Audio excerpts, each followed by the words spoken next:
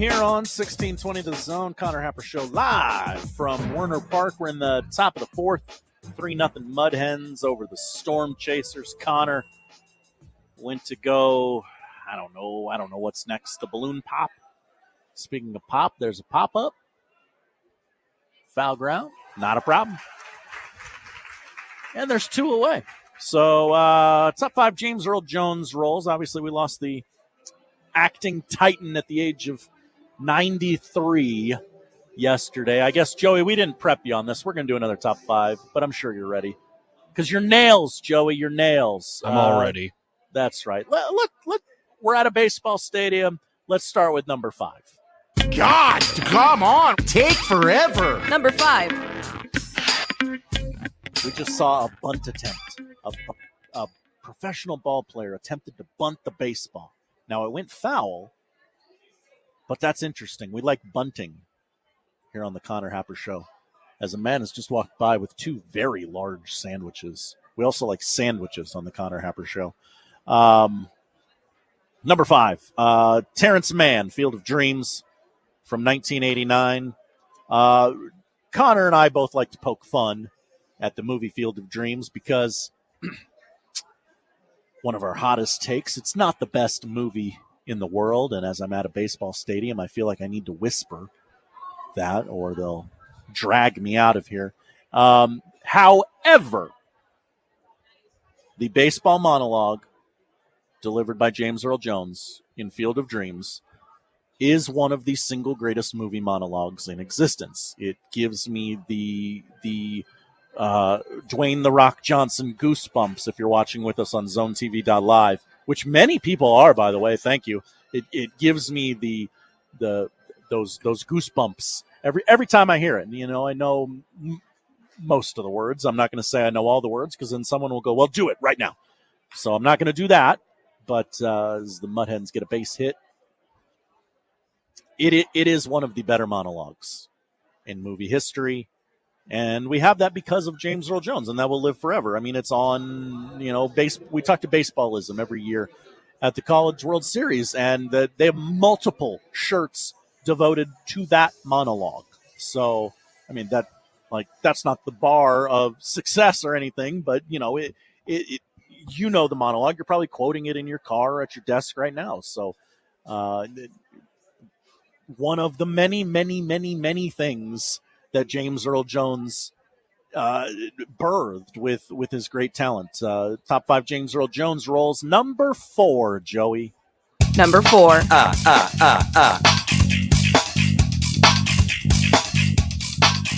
We go to the land of Zamunda, Coming to America, 1988. It is a small but mighty role. James Earl Jones played the king for...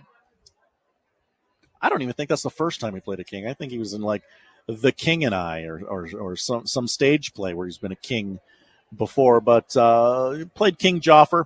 He reprised the role, in the straight to Amazon Prime movie Coming to America in, 2021? That was his last feature film role. Because we have a stolen base.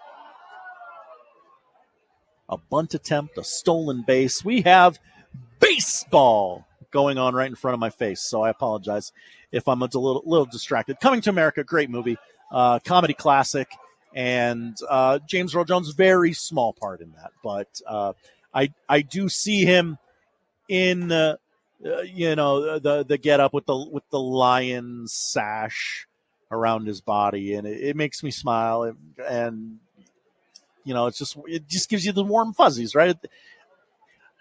It is not a good argument to just say it's coming to America, but it's coming to America. It's just one of the best movies we have, and James Earl Jones was in it. I don't know why he signed up for it. I would love to have heard the pitch to James Earl Jones. I don't know if Eddie Murphy picked up the phone and said, yeah, I'll call James Earl Jones. That's my Eddie Murphy. It's not great. I'm not going to do it anymore. Joey, number 3, top 5 James Earl Jones rolls. 3. Combination of 3 and 5. Number 3. Meeting on the mound, umpire about to break it up. Top of the fourth here at Werner Park, as we have another baseball movie, The Sandlot, where James Earl Jones played Mr. Myrtle. I am 39 years old. The Sandlot would have come out when I was 8. I believe my math is correct on that. Don't double check it if I'm wrong, though. And I believe this is one of the first places I saw James Earl Jones. I don't know when the first time I saw Star Wars. It had to be about the same time. But this is one of those. Now, kids, back in the day, you didn't stream movies. You put in a big, bulky cassette tape, and you put it in your VCR, and you played it, and you had to rewind it and watch it again, and rewind it and watch it again. And if you did that enough times, you would do what is called wear the tape out. That is one of the we wore the tape out VHSs because we watched it so much. Mr. Myrtle was a towering figure in that movie. And, he played the blind neighbor. He owned the big vicious dog that all the kids were afraid of. He was a tall, bulky individual with the deep baritone voice, and he was a scary image. But, spoiler alert for The Sandlot, a movie that is 31 years old. Again, don't check my math on this. Just doing it on the back of the napkin here. But just towering figure in the movie. And then, not so bad, that guy, once you get to know him. And we're at a baseball stadium. We're, quote unquote, the baseball show. And, James Earl Jones is just synonymous with the sport, essentially. Like, what do we say on the show all the time? Baseball. Like, that's where that comes from, is the monologue from Field of Dreams. And he had this baseball movie in his resume as well. And so he's just I like that we're here today at Werner Park. I like that we're we're talking a lot of Husker football. We're doing a lot of NFL takes, but how can you not be romantic about the sport of baseball?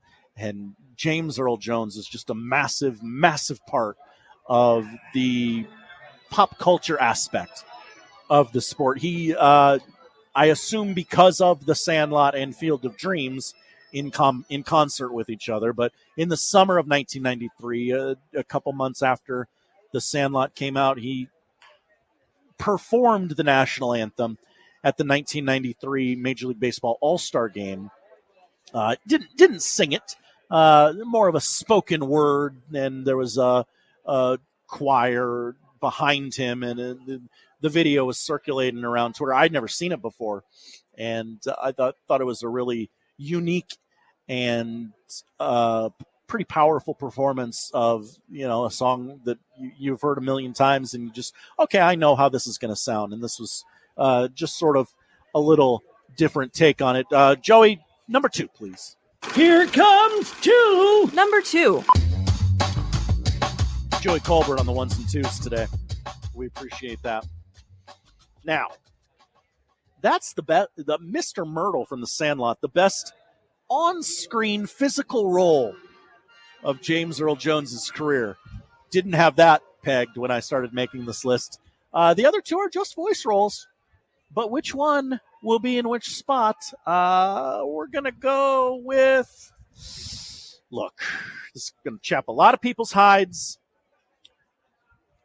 Number 2 is Darth Vader.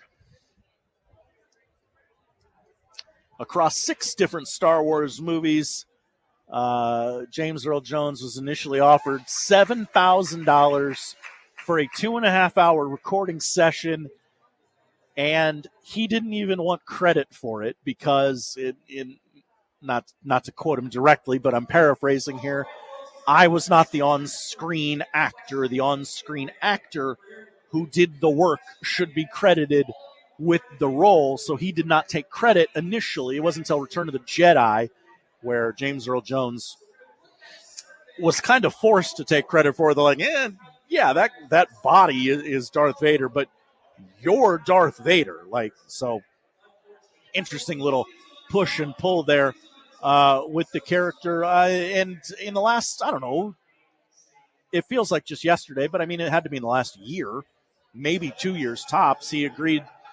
He gave Disney permission. Yeah, AI the hell out of my voice. Make more Darth Vader forever and ever. I don't care. So Darth Vader will live on. The voice of James Earl Jones as Darth Vader has the potential to live on, I guess. But I mean, the movies are iconic enough. So, and I know a lot of you yelling at your radio, you're yelling at your computer right now. How could that dumb bleep put Darth Vader at number 2? Yes, it's one of the greatest movie villains of all time, perhaps the greatest movie villain of all time. It's probably, honestly, it's probably neck and neck with him and Hannibal Lecter, the late great Hannibal Lecter. That's right, for movie villain of our time, right? Like, but it's number 2. It's number 2 for me. I'll tell you why. Joey, fire that music for number 1. I'm going to talk over it. Number 1 is Mufasa from The Lion King, 1994. I guess if you would like to include the 2019 version, you can. You don't have to. Number 1. Number 1. Here is why Mufasa is the greatest James Earl Jones role, and I'm going to try and do this without crying. I'm a very sarcastic individual. I use humor to deflect from feeling real feelings, but I've shared parts of this story before. Growing up, I was around death a lot, I guess, for lack of a better word. It was, oh great, now Connor's coming, so I'm no longer telling this story to myself. What? Mufasa, the number 1 James Earl Jones role. Oh, great call, Josh. And it's a controversial take, and I'm sharing. No, it's not. I'm sharing why. My child growing up made me watch The Lion King incessantly, multiple times a day, and when you watch a movie that closely, that carefully, your takeaways from it tend to be beyond the surface. Like, you tend to go deeper into just the moving pictures in front of your face. Mufasa made me okay with the fact that I was going to die someday. Wow. What a lesson. As someone who was, I was telling people I was around death a lot as a kid, and it terrified me as a teenager and a 20-something. But having a child and watching that movie, I have realized that my purpose in life is to not be so selfish as to worry about when I am going to die or not. It is to prepare my son for my death so that he has all the tools in his toolbox, because my brother could kill me at any moment. That's right. Hopefully you are not brutally murdered by hyenas. Yes. That'd be good. Jimmy writes in. Hi, Jimmy. Is it a Jimmy we know? No. Has Connor seen Lion King? Connor has a controversial take about Lion King, potentially. It's one of the greatest movies of all time. I truly believe that. It's one of my favorites. It is certainly top 3 animated movies of all time, which would put it certainly in the running. I'd say the second to last time I watched this, I decided that I was in college, or it was just after college. I was hammered, and great time to put on The Lion King. I was like, I want to watch The Lion King. I just got like this wild hair and decided that I want to watch The Lion King. And so I did on my phone, and I cried and I cried and I cried. I mean, yeah, you did. What an incredible, incredible movie. Josh, great pick. Great pick. Would you like to hear the rest of the list? And great reasoning. Great story. Yeah. Would you like me to run down the list? I would. Please do. Number 5, Terrence Mann, Field of Dreams. As Jacob Bigelow texted me, the monologue is literally in the Hall of Fame at Cooperstown. Yeah, it's so good. Number 4, King Joffrey from Coming to America. Yep. Number 3, Mr. Myrtle from The Sandlot. Yep. Number 2, Darth Vader. The only movie on this list you haven't seen. Yeah, but I know about it. Yeah. I know what he did. Yeah. He said that he was Luke's father. That's right. He did. He did. I kind of get it. You do. Yeah. So, wow. Number 1, Mufasa. Is there anything that just missed? Did you come with an honorable mention? Many people will come at me and saying, why isn't Admiral, what's his name, from 3 Jack Ryan movies, Hunt for Red October, Patriot Games, and I can't think of the third one, but those type of movies. I think you got the basics. Yeah. When I think of James Earl Jones, those are the things that I Yeah, think of. one of the roles was going to get left off, and that was the one I was most comfortable taking the slings and arrows on. Good job by you, Josh. Thank you. Way to understand your audience. That's right.